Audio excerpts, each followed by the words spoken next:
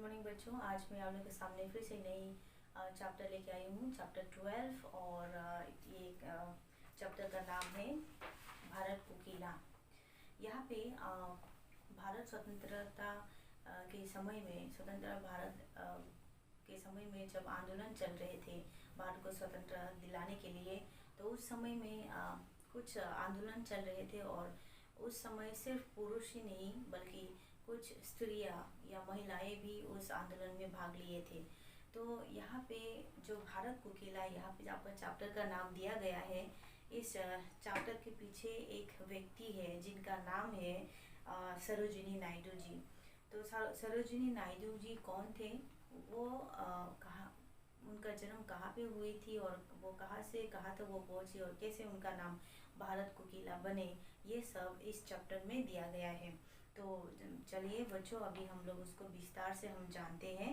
तो भारत को स्वतंत्रता दिलाने में कुछ नारियों का भी हाथ था, तो उसी में भारत को किला जी या कह सकते हैं सरोजिनी नायडू जी का भी हाथ थे। और उनका जन्म 13 फरवरी 1879 को हैदराबाद में हुआ था। और उनके पिता थे डॉक्टर अघुरनाथ चट्टोपाध्याय, और वे बहुत ही विख्यात मतलब फेमस विद्वान थे। और वे वर्षों तक हैदराबाद के निज़ाम कॉलेज के प्रिंसिपल रहे। ठीक है। और सरोजिनी की जो माँ थी, उनका नाम था श्रीमती वरदा सुंदरी। वे भी बहुत ही शिक्षित महिला थी और वे बांग्ला भाषा में कविताएं लिखती थी। तो माता पिता दोनों ही बहुत शिक्षित थे, बहुत ही विद्वान थे। तो शायद इसी से प्रभावित होकर सरोजिनी नायडू जी भी बहुत ही कविता में रुचि रखते थे, बुक्स या किताब को पढ़ने में वो रुचि रखते थे।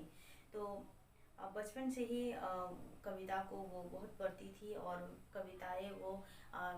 कविताओं को वो गाती भी थी, और उसका जो सुर है वो भी बहुत ही अच्छी थी। उसके बाद सरोजिनी नायडू जी 12 वर्ष में ही उन्होंने हाई स्कूल का परीक्षा उत्तीर्ण कर लिया था। और उसके बाद 13 वर्ष में उन्होंने कविता लिखी थी, और जिसने भी उस कविता को सुना उन सब को उन्होंने प्रभावित कर दिया, मुग्ध कर दिया। और वही से हैदराबाद के जो निज़ाम थे, निज़ाम भी बहुत प्रभावित हुए और जिसके कारण उन्होंने सरोजिनी को छात्रवृत्ति देकर पढ़ने के लिए इंग्लैंड में भेजा। इंग्लैंड में अपनी पढ़ाई के साथ साथ वे कविताएं भी लिखती थी अंग्रेजी भाषा में।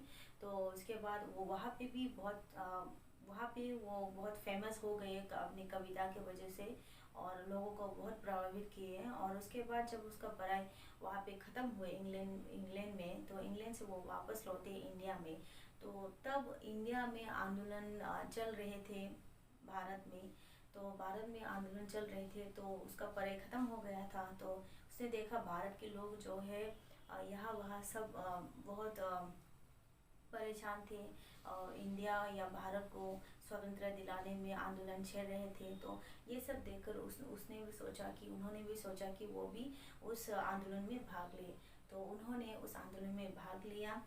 तब नमक सत्याग्रह, गांधी जी का नमक सत्याग्रह आंदोलन चल रहे थे, तो वो भी वहाँ पे जाके भाग लिया। और कुछ स्त्रियों को भी वहाँ पे भाग लेने के लिए प्रेरित की। तो इस तरह से उनके ही नेतृत्व में, सरोजिनी नायडू जी के ही नेतृत्व में वो नमक सत्याग्रह आंदोलन जो है वो समाप्त हुई। और उस सत्याग्रह को सफलता बनाने में उनका हाथ था पूरा। और स्त्री पुरुष बालक वृद्ध सभी ने उनके नेतृत्व में ही जगह जगह नमक बनाकर आंदोलन को सफल बनाया था। और उसके बाद सरोजिनी की योग्यता और देश सेवा से प्रभावित होकर कांग्रेस ने उन्हें अपना अध्यक्ष भी चुना था। और उसके बाद सरोजिनी नायडू जी ने सुना कि हिंदू और मुस्लिम में भी उस समय बहुत झगड़ा हो रहे थे। तो इसलिए उन्होंने पूरा देश भर में घूम कर हिंदू मुस्लिम को समझाया कि हमें अगर इस देश को स्वतंत्र दिलाना है तो हमको मिलजुल कर ही काम करना होगा। तो इस तरह से उन्होंने लोगों को, बहुत लोगों को उसने प्रेरित की, बहुत लोगों को उन्होंने अपनी बातों से प्रभावित किया। तो इसके बाद वो पूरा उनका जीवन जो था वो भारत के आंदोलन में ही, वो भारत के आंदोलन में ही अपना जीवन बिताया, और जिसके कारण उनको बहुत बार जेल में भी जाना पड़ा। तो जेल में जब बहुत बार जाना पड़ा, इसी के कारण उनकी तबीयत में कुछ तबीयत उनका वो अच्छा नहीं रहने लगे, ख़राब होने लगे। और